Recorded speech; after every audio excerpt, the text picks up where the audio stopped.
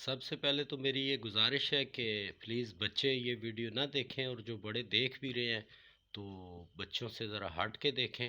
और ये जनाब जो डकी भाई कहते हैं, हम लोग इनको फॉलो करते हैं, आप फॉलो करते हैं, देखते हैं। और ये देखें कि ये डकी भाई जो है, मुझे तो ये कुछ दल्ला लगता है, कितनी गंदी वीडियो इसने बनाई है।